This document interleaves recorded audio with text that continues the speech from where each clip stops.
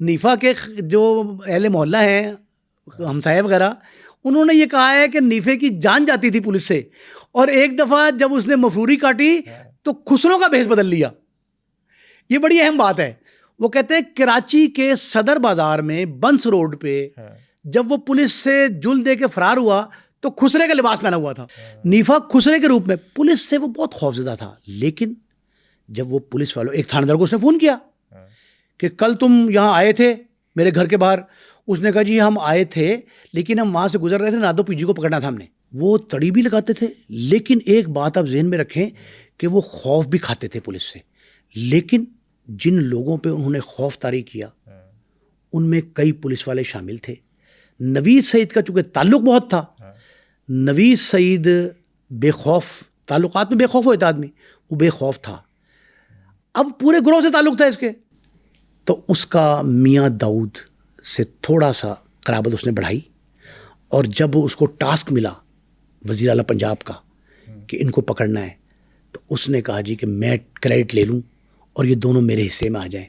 اس نے بڑے طریقے سے میاں داؤد سے قریب لا کے یہ کہا کہ تجھے کچھ نہیں ہوگا, تیرا نام نہیں آئے گا, اور مجھے یہ پکڑوا دے. وہ نہ مانا. پھر تھا تو وہ بدماش لیکن ساتھی تو تھا ان کا. پھر وہ ایک شرط پہ مانا. اس نے کہا کہ اگر پہلوان, اسے پہلوان کہتے نوید سعید کو, نیدی پہلوان, نوید سعید کو بھی عرف عام میں اندرون شہر کے نیدی پہلوان کہتے تھے. اس نے کہا پہلوان ایک شرط پہ میں ان کو پکڑوا دوں گا. میں نے کیا کہ تم مارو گے نہیں ان کو.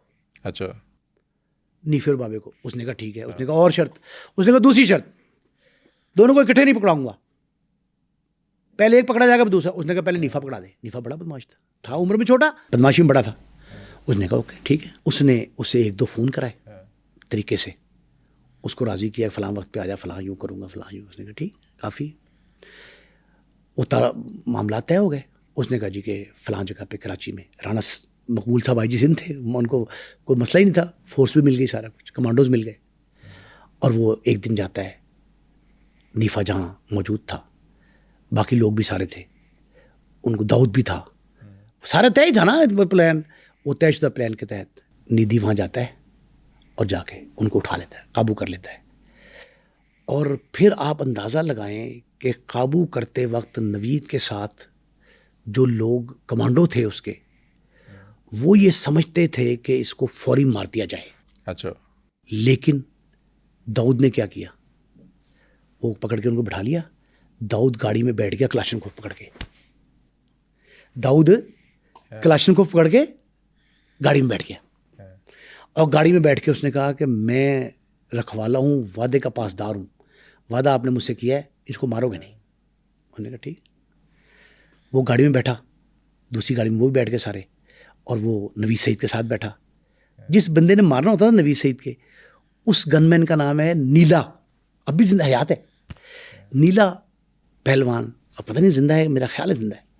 وہ نیلا پہلوان تھا, لمبا سا دراز قد, اور فائرر بڑا اچھا تھا, بڑا ٹارگٹ تھا اس کا. وہ نیلا کو ساتھ بٹھا لیتا ہے, نوید بھی بیٹھ جاتا ہے, آگے بیٹھ جاتا ہے داؤد. میاں داؤد جو ہے نا وہ گن کلاشنکوف پکڑ کے بیٹھتا ہے. اور کلاشنکوف کس کی تھی؟ کس کی؟ نیفے کی. نیفے کلاشنکوف پکڑ لیتا ہے. نے کہا اگر تم اس کو مارو گے تو پھر دیکھنا میں آتا شکر. وہ ایئرپورٹ آتے ہیں, ایئرپورٹ سے جہاز میں رکھتے. اب وہاں سے جہاز میں سندھ گورنمنٹ کا پروٹوکول, لیکن دوسری جانب جہاں لاہور لینڈ کرنا تھا وہاں کے آپ منظر کشی دیکھیں, پورے ایئرپورٹ پہ کرفیو نافذ کر دیا گیا, لاہور ایئرپورٹ پہ. اور یہ اناؤنسمنٹ کی گئی آفیشلی کہ ایک خطرناک دہشت گرد کراچی سے لاہور منتقل کیا جا رہا ہے فلاں فلائٹ پہ. ساری فلائٹ کا آپریشن منسوخ, کوئی نہ فلائٹ اترے گی نہ جائے گی, کسی قسم کی نقل و حرکت پہ پابندی. جہاز لینڈ کیا, پولیس کے اعلیٰ افسران اس کی جھلک دیکھنے کے لیے موجود تھے. نوید سعید کو انہوں نے چوما, یہ یہاں لے آئے. داؤد کو وقتی طور پہ ہتھکڑی لگا کے رکھا گیا تاکہ ظاہر نہ ہو کہ یہ جو ہے نیفے کی مخبری کر رہا ہے. دشمندار کے لیے مخبری سب سے اہم چیز ہوتی ہے نا, وہ دوست مخبری کر رہا ہو. احسن شاہ نے مخبری کس کی؟ امیر بلاج کی, قریب ترین دوست, فیملی ممبر. اسی طرح اس کا فیملی ممبر داؤد تھا. یہاں پہنچ جاتا ہے. جب لاہور پہنچتا ہے وزیر اعلیٰ کو اطلاع آتی ہے. ایس ایس پی لاہور یہ کہتے ہیں کہ ہم نے آپ کا ٹاسک پورا کر دیا, آپ کا دیا ہوا ٹارگٹ کامیابی سے ہمکنار ہوا اور ہمارا ملزم حنیفہ پکڑا گیا. بابا بھی جلد ہی گرفتار ہو جائے گا. اچھا. جب لاہور لاتے ہیں تو یہ فیصلہ ہوتا ہے ہائی کمانڈ کی طرف سے. یہ میں بڑے وثوق سے, بڑی دیانتداری سے اور پورے ثبوت کے ساتھ کہہ رہا ہوں, پاکستان کی تاریخ میں ہونے والے جتنے پولیس مقابلے ہیں کراچی سے خیبر تک, سب کے بارے میں آپ ابہام کا شکار ہو سکتے ہیں, کنفیوز ہو سکتے ہیں کہ مبینہ پولیس مقابلہ, جعلی پولیس مقابلہ, اصلی پولیس مقابلہ. لیکن یہ جو 2 مقابلے میں آپ کو بتاؤں گا نیفے و بابے کے, یہ 201% جعلی تھے. اچھا. پورے ذمہ داری کے ساتھ کہہ رہا ہوں جملہ. اچھا, یہ وقت کی ضرورت بھی تھے. وقت کی ضرورت تھے. ہم نے اخبارات میں یہ لکھا, عباس اطہر جیسے مرحوم بڑے جرنلسٹ نے, پاکستان کے سب سے بڑے ایڈیٹر نے یہ لکھا, بدنام اجرتی قاتل اشتہاری مجرم. دیکھیں, ملزم ہوتا ہے, اشتہاری مجرم ہوتا ہے. ملزم الزام کیا تو اشتہار ہو جائے اس کے خلاف 87-88 کاروائی, تو اشتہاری مجرم. بدنام قاتل ڈاکو اشتہاری مجرم حنیفہ بابا اپنے انجام کو پہنچ گیا, انجام کو پہنچ رہا. اب کہانی اس کی سنیں. اعلیٰ پولیس حکام بیٹھتے ہیں اور یہ کہتے ہیں جی کہ یہ حنیفہ کو منظر سے قائم کرنا ہے. کہا یہ جاتا ہے کہ ہم نے حلف دیا ہے, نوید کہتا ہے S S P Malik Ahmad Tahir کو, کہ ہم نے حلف دیا, پوری ایگزیکٹ کہانی بتا رہا ہوں, آئی وٹنس اکاؤنٹ, ہم نے حلف دیا ہے کہ ہم داؤد کو نہیں ماریں گے. پھر وہ کہتا ہے میں نے یہ بھی حلف دیا ہے داؤد کو, ہم نے داؤد کو حلف دیا ایک کہ اس کو نہیں ماریں گے, داؤد کو کچھ نہیں کہیں گے, داؤد کو مقدمے سے نکال لیں گے, وعدہ معاف بنا لیں گے, قانون کا حصہ ہے, ٹھیک ہے. لیکن ماورائے عدالت قتل حنیفہ کو بھی نہیں کیا جائے گا. اچھا. احمد طاہر صاحب کہتے ہیں کہ حنیفہ کے قتل کا حکم جاری ہو چکا ہے, فرمان شاہی کیا ہے کہ اس کو مار دو. کہ اوکے. اس نے کہا کہ اگر اس کو ماریں گے تو داؤد کو وعدہ معاف کو آپ نہ لیں. یہ طے ہوتا ہے. جب یہ طے ہوتا ہے یہ اطلاع پہنچتی ہے جاوید شاہ صاحب کو. اچھا. وہ کیا کرتے ہیں؟ ان کو ایس پی صدر, لوکل علاقے کا صدر, ٹیم کا سربراہ, انہیں اطلاع پہنچتی ہے کہ حنیفہ کو مار رہے ہیں, داؤد کو بچا رہے ہیں. کہتے ہیں اگر, وہ جاتے ہیں ایس ایس پی کے پاس, کہ اگر داؤد کو چھوڑا گیا اور اس کو مار دیا گیا تو میں یہ برملا میڈیا سے کہوں گا کہ یہ پلان یہ تھا, غلط ہے. ایک دوسرا, اگر داؤد کو چھوڑ دیا گیا تو لاہور سے گینگ وار ختم نہیں ہوگی, کہ نئی گینگ وار جنم لے لے گی. داؤد کی سربراہی میں نیا گینگ بنے گا اور وہ کئی حنیفہ اور بابا پیدا کر دے گا, اور بابا تو ابھی بھی تک فرار ہے, تو بابا بھی داؤد کے ساتھ ملے گا, اور ہمارے لیے, تاجروں کے لیے بالخصوص, ہر شہری کے لیے بالعموم جینا حرام ہو جائے گا. سید جاوید شاہ اس بات پہ اصرار کرتے ہیں کہ اگر مارنا ہے تو 4 جو لے کے آئے ہیں آپ لوگ, 4 کو ماریں. وہ کہتے ہیں کہ یہ تو بڑی ٹیڑھی کھیر ہے, اس پہ 3 دن لگ جاتے ہیں. اس کی زندگی 3 دن اور بڑھ جاتی ہے, نیفا کی 3 دن لگتے ہیں. تو یہ طے ہوتا ہے کہ 4 کو مارا جائے گا. کون کون تھے اس میں؟ 2 ٹیمیں بنتی ہیں. ایک میاں صاحب کو سربراہی ملتی ہے ٹیم کی, اور ایک کی ملتی ہے رانا فاروق صاحب کو.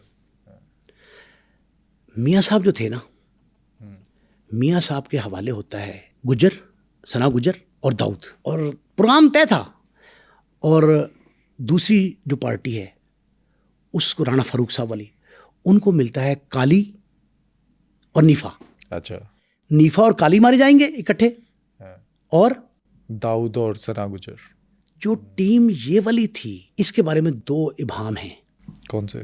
نیفا اور کالی کو تھانہ لوئر مال کی بیسمنٹ میں جو حوالہ ہے تو اس کے باہر مارا گیا کہا جاتا ہے, اور ان دونوں کو, ثنا گجر کو اور داؤد کو, مارا گیا گورنمنٹ ہائی اسکول شاد باغ سرکاری اسکول اس کے کمرے میں. لیکن ان کا پولیس مقابلہ ظاہر کیا گیا کالا خطائی روڈ پہ. اچھا. آفیشیل اسٹوری کیا تھی؟ اسٹوری یہ تھی کہ ان کو بہت پکڑے ہوئے تھے, کراچی ایئرپورٹ سے لائے تھے, 3 دن کی زندگی بڑھ گئی تھی ان کی. 4تھے دن ان کو صبح سویرے نکالا جاتا ہے. گورنمنٹ ہائی اسکول شاد باغ میرا لائی جاتی, وہ مشکل کس کے, ان گاڑیاں 2 آتی ہیں, 2 گاڑی میں آتے ہیں, ان کو لا کے ایک گاڑی میں ایک میں اکٹھے نہیں کیا, ان کو اگلے کمروں میں لا کے ان کو مار دیا گیا. میڈیا کو کیا بتاتے ہیں؟ میڈیا کو کہانی یہ بتائے گی کالا خطائی روڈ پر ان کے ساتھی چھڑانے آئے تھے اور ان کو لے جایا جا رہا تھا نشاندہی کے لیے، اور ساتھی جس طرح احسن شاہ کے بھائی علی رضا شاہ چھڑانے آئے تھے، اس سے چھڑانے آتے اور ان کی فائرنگ سے مر گئے دونوں. ٹھیک ہے، مان لیا. اب اس حوالات کی بات سن لیں.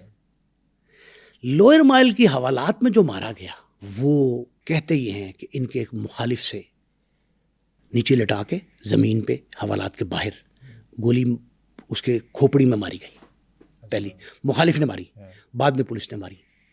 اب یہاں ایک جملہ سن لیں. ان کو ایک شخص نے غسل دیا، حنیفہ کو، اندرون سوتر منڈی کے رہنے والے ایک شخص نے، ملک قاسم ان کا نام ہے. آپ ملے؟ میں ملا ان سے، 2 دن ان کے ساتھ میں رہا، ساری ڈیل وہاں سے لی میں نے. ملک قاسم یہ کہتے ہیں کہ میں نے اور ان کے ساتھ جو وہاں میں نے پہلے نام لیا کلب عباس روفی، یہ کہتے ہیں کہ میں نے غسل دیا. ملک صاحب کے بقول میں نے جب حنیفہ کی باڈی کو غسل دیا تو جہاں میں غسل کے لیے ہاتھ لگاتا تھا گوشت کے لوتھڑے میں ہاتھ میں آ جاتے تھے. تشدد کیا تھا؟ وہ کہتے ہیں اس قدر لاش جو تھی نا وہ مسخ شدہ تھی اور اس قدر پوٹیفائڈ تھی کہ ہاتھ لگانے سے، جب کہتا میں صابن کے لیے یا پانی ڈالنے کے لیے ہاتھ لگاتا تھا تو گوشت کے لوتھڑے میرے ہاتھ آتے تھے. پہلی بات. دوسری بات وہ کہتے ہیں کہ میں غسل دینے کے بعد جو مردہ خانہ ہے میو ہاسپٹل کا، اس مردہ خانے میں بھی گیا. میں نے وہاں پہلے 4 کی لاشیں، ایک جو فریزر ہے اس کے 2 حصے تھے، کالی کی اور ریفا کی، اور ثنا گجر کی اور نیچے داؤد کی. کہتے ہیں میں نے وہ نکال کے بھی دیکھی تھی. وہ کہتا ہے میرا بہت تعلق تھا ان کے والد چودھری عید محمد سے، عیدو پہلوان سے میرا تعلق تھا، تو میں اس کی وجہ سے اسے اپنا بھتیجا سمجھ کے میں نے غسل بھی دیا. کہتا ہے پوسٹ مارٹم کرنے والے ڈاکٹر، ان کا نام اظہر بتایا انہوں نے، ڈاکٹر اظہر نے یہ کہا کہ ان کے جسم سے 108 گولیاں نکالی ہیں میں نے. اچھا، 108. وہ کہتے ہیں کہ اس طرح مارا گیا حنیفہ کو کہ جیسے کسی نے انتقام لیا ہو. پولیس نے مقابلہ نہ کیا بلکہ دشمندار نے اپنی دشمنی کا بدلہ لیا. اس طرح اس کو 108 گولیاں لگیں اس کو. اور اس کو جو ہے کہتا ہے میں نے غسل دینے سے لے کے اور پوسٹ مارٹم اور تدفین تک کے مراحل